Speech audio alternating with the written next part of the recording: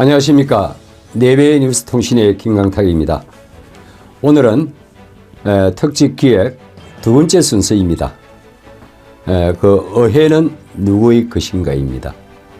지금 국회는 과연 누구를 위한 기관인가, 그리고 그 본질은 무엇인가. 오늘 우리는 이 질문을 통해 대한민국 의회의 현실을 다시 한번 들여다보려 합니다. 최근 국회를 바라보는 국민의 시선은 날로 사늘해지고 있습니다. 다수라는 이름으로 자유를 짓눌렸다는 말이 나올 정도입니다. 민주주의를 가장한 독재는 다 교활합니다. 그리고 지금의 국회는 그 교활함이 집약된 중심이라는 비판을 받고 있습니다. 국민의 신뢰가 무너진 지금 우리는 다시 묻습니다. 국회는 과연 누구의 것입니까? 최근 몇 년간 국회에서 여러 건의 탄핵안이 발의된 것으로 알려져 있는데요. 그 배경과 의미에 대해 설명해 주실 수 있으실까요? 네. 윤석열 전 대통령 취임 이후 국회에서 발의된 탄핵안은 총 22건에 이릅니다. 이상민 장관 탄핵과 국방부 장관 탄핵 시도, 대통령 비서실장 탄핵 거론, 그리고 윤 대통령 탄핵 본격화까지 이어졌습니다. 이 모든 흐름을 주도한 것은 절대 다수의 의석을 보유한 민주당이었습니다. 탄핵은 본래 사법적 판단이어야 하지만 지금은 정치의 망치로 변질되었습니다. 이것이 민주주의입니까? 아니면 숙청입니까? 헌법재판소가 국회 운영 방식에 대해 언급한 사례도 있다고 들었는데요. 어떤 내용이 있었나요? 네, 헌재는 윤 전 대통령 파면을 결정하면서 국회 운영에 대해서도 비판을 남겼습니다.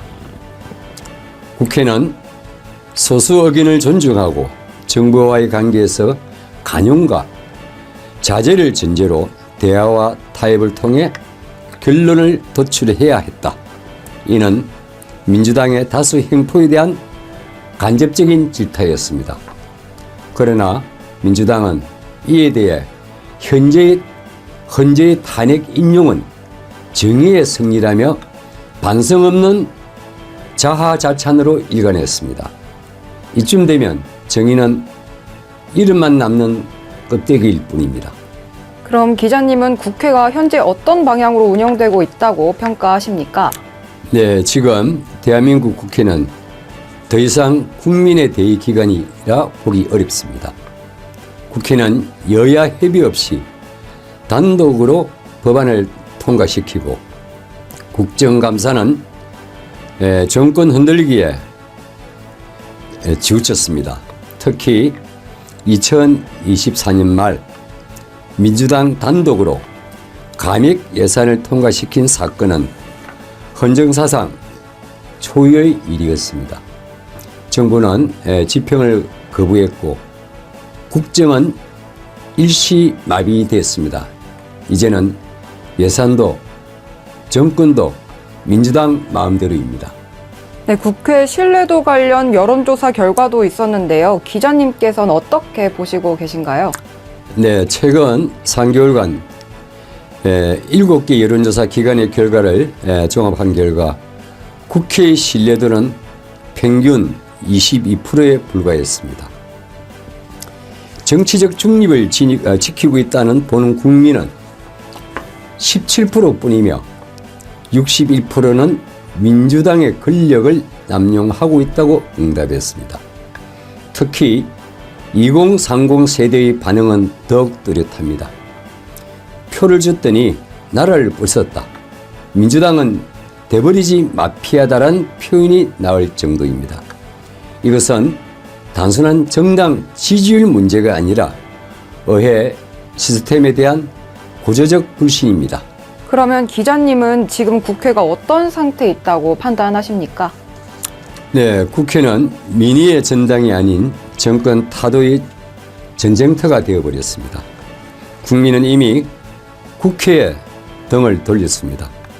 다수결이라는 이름의 독재, 이제 국민이 심판할 차례입니다. 국회는 특정 정당의 영구 집권 도구가 되어서는 안 됩니다. 지금 국회는 국민의 민의를 무시하고 대통령의 현 정권을 짓밟으며 헌재의 경고조차 무시하고 있습니다. 그렇다면 이제 우리는 다시 물어야 합니다. 윤석열을 몰아낸 그 국회 과연 정당한가? 지금까지 내외뉴스통신 김강탁이었습니다. 네, 다음 편 예고입니다. 특집기획 시리즈 3편 종북 카르텔의 실체, 대한민국을 조종하는 숨은 손, 그들은 누구이며 어떻게 대한민국의 자유를 위협하고 있는가. 이제 그 실체를 밝혀야 할 시간이다가 다음 편에 방송됩니다.